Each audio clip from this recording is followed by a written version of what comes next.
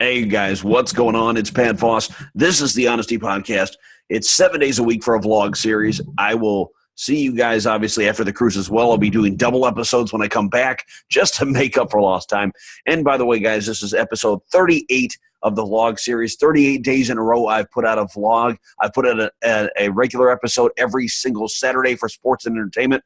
I'm Pat Voss, your host. This is my Yeti. These are my Sennheisers. And this is a little bit of flavor thrown into a not so normal sports and entertainment show, a little unedited for you. So one thing I wanted to talk about today, the World Series. So the Cubs won the World Series, first time in 108 years, first World Series they'd appeared in 71 years.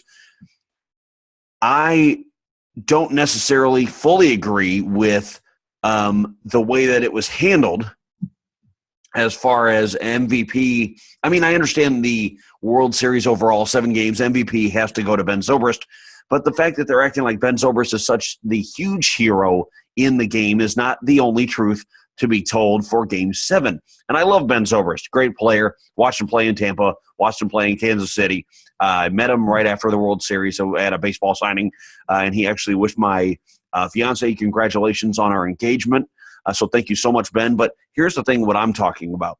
What I'm talking about is all of the accolades go right to Ben Zobrist. And what they should really do, what they should really do is go to a few different players, Ben being one.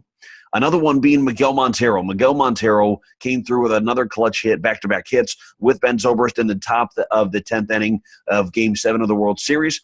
He actually put them ahead 8-6, and they won 8-7. So, if anything, they should share a co-moment in that Game 7 as far as giving the Cubs the lead in the 10th inning. Nobody really talks about the Miguel Montero extra hit. They were just so excited to see a double by Ben Zobrist, which made Albert Almora Jr. come in, and you had what's his name? Anthony Rizzo. Sorry, what's his name? That's so bad of me.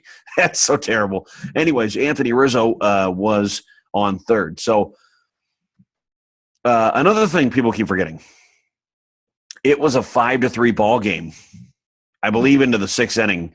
And then all of a sudden, who comes up but Rossi, Garpo Rossi, who is retired now from baseball as a player.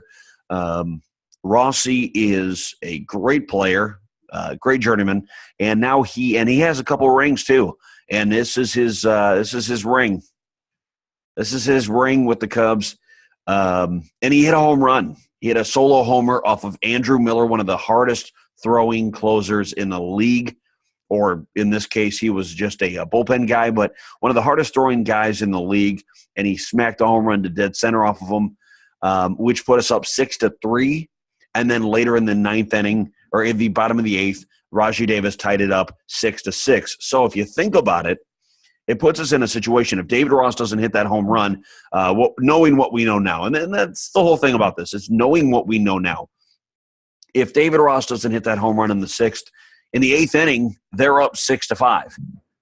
The Indians are up 6-5 with us only having 3 outs to be excluded out of another World Series win and be botched again. And then when they tie it up, if Ben Zobrist and Miguel Montero don't come through, and I mean both of them, if they both don't come through, then the Cubs do not win a World Series. And they're at least tied in the bottom of the 10th inning. They're at least tied, and they probably will go to extras later on. So who knows what happens if that game goes to 11 innings, or if that game doesn't even go a full 9 innings if David Ross doesn't hit that home run. So everything had to fall into place for the Cubs to really win that World Series this year, and I congratulate all the Cubs players, the front office, Theo Epstein, the president of baseball operations, Joe Maddon, the coach, and Ricketts, the whole Ricketts family, including Tom Ricketts, the owner of the Cubs. Now, here's the thing. A lot of people with the Cubs, they said, for a number of years they were the lovable losers. So what does that make them now? Does that make them hateable winners? No, it doesn't. Come on, guys. They're not necessarily a bought team. They spent a lot of money on Jason Hayward. He didn't really pan out this past year. Dexter Fowler's gone. John Lester's getting old. Lackey's getting old. Arrieta's nearing the end of his contract. It's it's not a bought team. This is not a bought team. It's just the right moves at the right time. And here we are celebrating a World Series championship for the north side of Chicago. Guys, definitely subscribe. Click subscribe here. 3 things I want you to do. And remember these 3 things. By the way,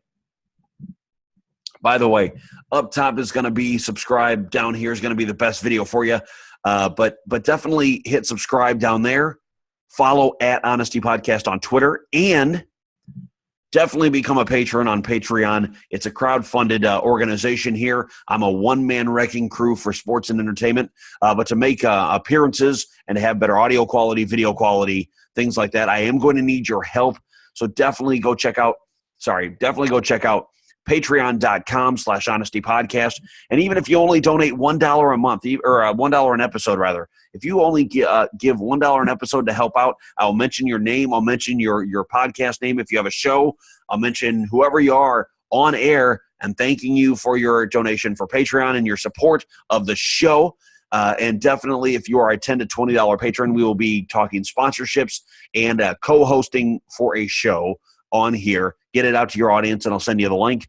Definitely contact me, pvoss8020, pvoss8020 @gmail.com. I'll see you guys later. You guys have a good night.